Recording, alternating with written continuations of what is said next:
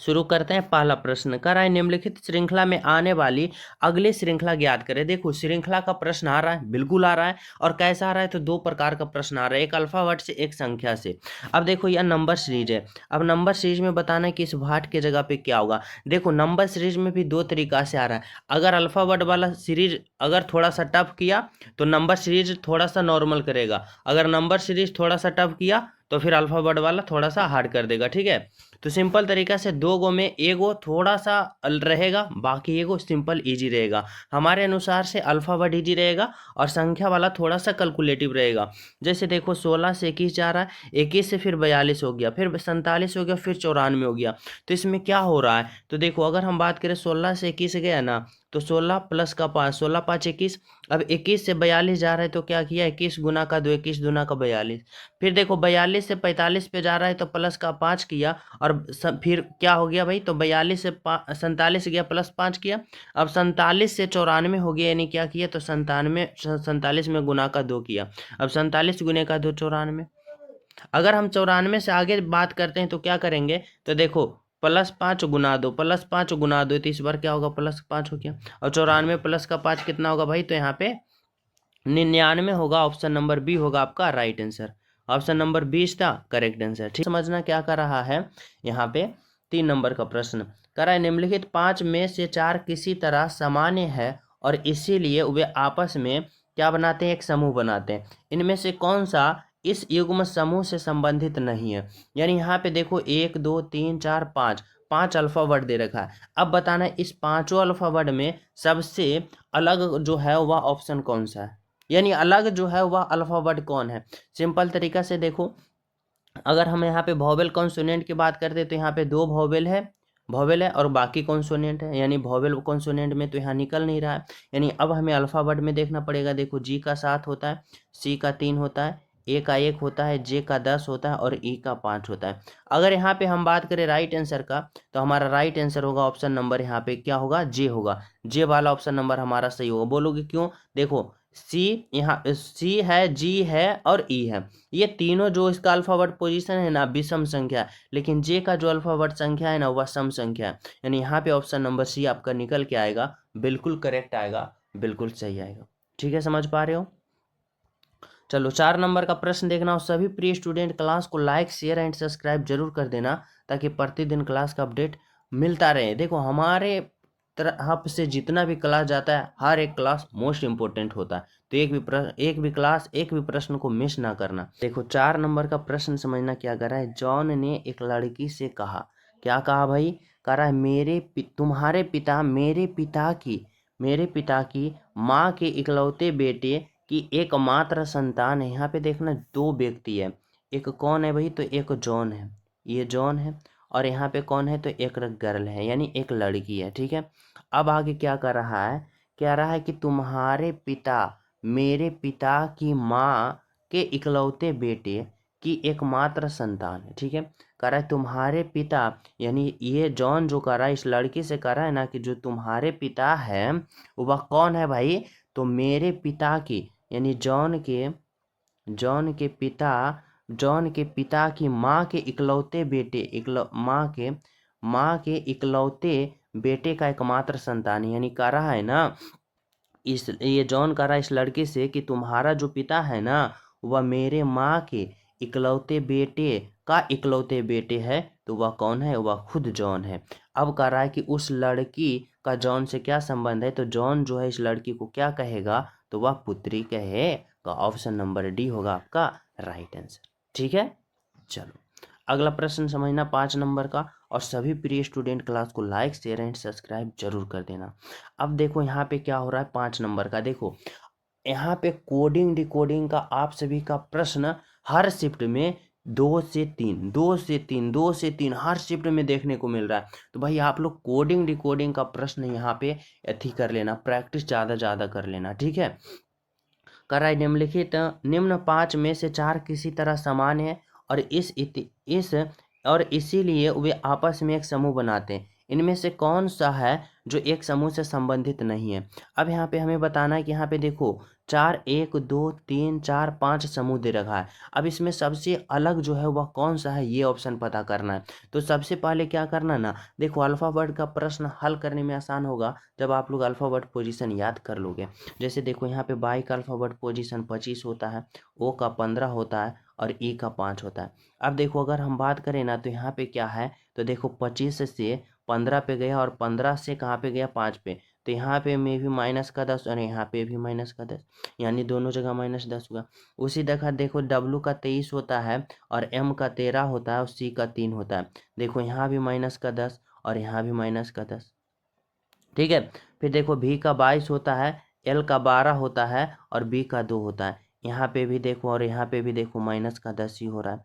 फिर देखो जेड का 26 होता है, पी का 16 होता है और जी का 7 होता है। देखो जेड से 26 पे गया -10 कर दिया, अब 16 से 7 पे गया, यानी यहाँ पे देखो -10 कर रहा है, -10 कर रहा है, नहीं ना कर रहा, यानी ये वाला फॉलो नहीं कर रहा है। अब यहाँ पे देखो यू का 21 होता है, के का 11 होता है, ए का 1 होता है। यहाँ से यहाँ गया तो -10 किया, यहाँ से यहाँ गया -10 किया, तो सबसे अलग ऑप्शन जो दिखा ना वह दिखा ये वाला, कौन वाला, तो ये वाला दिखा जेड पी जी जो है आपका राइट आंसर होगा, ऑप्शन नंबर 20 था करेक्ट आंसर। ठीक है, चले नेक्स्ट पे। देखो यहाँ पे समझना 6 नंबर का प्रश्न क्या करा है, निम्नलिखित प्रश्नों में दिए गए विकल्पों में से सही विकल्प का चयन करें। रबड़ का संबंध वृक्ष से जिस प्रकार है, रेमन का संबंध क्या होगा, रेशम का। ये भी देखो आप सभी को यहाँ पे पूछ रहा है संबंध वाले, यहाँ पे अथी से शब्द से संबंध पूछ रहा है, अल्फाबेट से भी पूछेगा, शब्द से भी पूछेगा। अब देखो रबड़ का संबंध वृक्ष से है, तो रेशम का संबंध किससे होगा, तो रेशम जो बनता है वह किससे बनता है, तो कीड़ा से, एकदम रेशम वाला कीट जो होता है उससे तैयार किया जाता है। ठीक है, ऑप्शन नंबर ए। अगला प्रश्न समझना 7 नंबर का क्या पूछा जा रहा है। देखो 7 नंबर का प्रश्न कोडिंग डिकोडिंग से, अगला स्थान क्या होगा। अब यहाँ पे 2 है, 4 है, 12 है और यहाँ पे आगे बताना। फिर यहाँ पे अल्फा वर्ड है, ए है, डी है, जी है। तो ऐसे भी प्रश्न पूछता है कि अल्फा वर्ड और यहाँ पे संख्या मिक्स करके आप सभी को सीरीज दे देगा। ठीक है, जैसे देखो 2 से 4 गया, 4 से 12 गया, तो आगे क्या जाएगा, 2 दूना 4, 2 गुने का 2 हुआ, गुना का 4 तिया आपका 12 और इस बार गुना का हम 4 करेंगे, 12 दूना 24, 12 तिया 36, 12 चक्का 48, यहाँ पे क्या हो गया 48, 48। अब 48 आया, ऑप्शन नंबर देखो एक ही होगा आपका राइट आंसर करेक्ट। ठीक है, अगला प्रश्न देखना क्या करा है, 8 नंबर का। 8 नंबर का प्रश्न कर रहा है कि किसी निश्चित कूट भाषा में कार को इतना लिखा जाता है, DIG को इतना लिखा जाता है, तो BED को क्या लिखा जाएगा। सिंपल तरीका से देखो, सी का अल्फाबेट पोजीशन 3, ए का 1 और डी का 4, डी का 4, आई का 9, जी का 7। यहाँ पे देखो बी का 2 होता है, ई का 5 होता है, डी का 4 होता है, तो 2 5 4, 2 5 4 देखो कौन सा ऑप्शन है, तो ऑप्शन नंबर सी में है 2 5 4, जो कि है आपका बिल्कुल करेक्ट, आपका राइट आंसर। ठीक है, 9 नंबर का प्रश्न समझना क्या कर रहा है किसी निश्चित कूट भाषा में इतना को इतना लिखा जाता है, तो इतना को क्या लिखा जाएगा। देखो सबसे पहले कोडिंग डिकोडिंग पर आप लोग ध्यान देना, नंबर यहाँ से 2 से 3 नंबर, यहाँ 2 से 3 प्रश्न देगा, यानी यहाँ पे कितना नंबर दे सकता है, 4 से 8 नंबर यहाँ पे प्योर श्योरली दे सकता है आप सभी को। जैसे देखो यू का अल्फाबेट पोजीशन 21 होता है, तो 21 दूना का 42 कर दिया, एल का 12 होता है तो 12 दूना 24, टी का 20 होता है, 20 दूना का 40, एक आर का 18, 18 दूना का 36, ए का 1 तो दूना का 2 कर दिया। देखो एफ का 6 होता है, तो 6 का क्या हो जाएगा, दूगुना, 6 दूना का 12 होगा। यू का 21 होता है, तो 21 दूना का क्या हो जाना चाहिए, तो 21 दूना का 42 होना चाहिए। एम का 13 है, तो 13 दूना का 26, आई का 9 है, तो 9 दूना का 18, एन का 14 है, तो 14 दूना का 28, जी का 7 है, तो 7 दूना का 14। देखो कौन सा है, तो 12 12 42 26, कहाँ है भाई, तो 12 है यहाँ, 12 42 26, कौन सा ऑप्शन नंबर डी आपका करेक्ट आंसर। ठीक है, 9 नंबर का प्रश्न समझना कर रहा है छात्र, खिलाड़ी और क्रिकेट खिलाड़ी में आप सभी को वे ऑप्शन चयन करना है जो यहाँ पे क्या हो, तो यहाँ पे सही संबंध बता सके। यहाँ पे क्या है, खिलाड़ी, अगर खिलाड़ी के लिए मैं एक बड़ा सा गोला बना लेता हूँ। देखो अब कर रहा है क्रिकेट खिलाड़ी, क्रिकेट खिलाड़ी जितना भी होगा ना वह खिलाड़ी के अंतर्गत आ जाएगा, यानी खिलाड़ी के कौन आ गया, अंतर्गत आ गया क्रिकेट खिलाड़ी। अब अगर हम बात करें छात्र का, तो छात्र क्या होता है भाई, तो कुछ छात्र जो होगा खिलाड़ी होगा और कुछ छात्र जो होगा वह क्रिकेट खिलाड़ी होगा, यानी ऐसा ऑप्शन देखो ऑप्शन नंबर सी में है। यानी राइट आंसर आपका क्या होगा, तो यहाँ पे आपका राइट आंसर होगा ऑप्शन नंबर क्या भाई, तो ऑप्शन नंबर सी आपका बिल्कुल करेक्ट आंसर। ठीक है, अगला प्रश्न समझना 10 नंबर का क्या कर रहा है निम्नलिखित चित्र में एक ही पासे की 3 स्थितियां दी गई है, इस पासे में अक्षर ई का विपरीत फलक पे कौन होगा। हमें ई का विपरीत फलक पूछा, तो किसी भी दो पासे को हम लोग क्या करेंगे, यहाँ से चयनित कर लेंगे किसी भी दो पासे को। तो चलो हम 2 और 3 को ले लेते हैं। पासा भी आप सभी को पूछेगा डाइस, या तो ओपन डाइस दे दिया जाए या क्लॉक डाइस, और विपरीत पूछेगा ही। ठीक है, देखो यहाँ पे अगर हम बात करें, यहाँ पे देखो कॉमन डी है और कॉमन डी है, कॉमन देखो एफ है, कॉमन देखो एफ है, बच रहा है कौन भाई, तो बच रहा है यहाँ पे जब दो दो स्थितियाँ कॉमन हो और जो तीसरा बचता है वही एक दूसरे का विपरीत होता है, ए का विपरीत ए होगा, ए ऑप्शन नंबर ए में है आपका राइट आंसर। ठीक है, यहाँ पे समझना है 11 नंबर का क्या करा है, यह कथन और निष्कर्ष वाले प्रश्न है, क्या करा है समझना, करा है कुछ एच आर है, यानी एच का जो है वह कुछ भाग क्या है आर है। ठीक है, करा है कोई पी एच नहीं है, कोई भी पी यानी पी जो है ना वह कोई भी पी एच नहीं है। अब हमें क्या कर लेना है, तो यहाँ पे निष्कर्ष पे आ जाना है। करा है कुछ पी एच है, कुछ पी यहाँ है और एच कहाँ है यहाँ, कुछ पी एच है यहाँ कटकुट दे रखा है तो यहाँ पे क्या है नहीं है, यानी क्या होगा ये गलत होगा। कह रहा है कुछ आर पी नहीं है, कुछ आर कहाँ है भाई यहाँ है, पी कहाँ है यहाँ, आर और पी में कोई रिलेशन है नहीं है, तो ये क्या होगा सही होगा। केवल और केवल दो अनुसरण करा और कथन निष्कर्ष वाले तो देगा ही देगा। कथन में 2 कथन दे दिया जाए या 3 कथन दिया जाए, या 3 कथन से ज़्यादा नहीं रहेगा आप सभी को कथन। देखो यहाँ इसमें 2 कथन वाला है ना, ज़्यादा करेगा तो यहाँ पे 3 कथन वाला देगा। ठीक है, इससे आप लोग टेंशन मत लेना।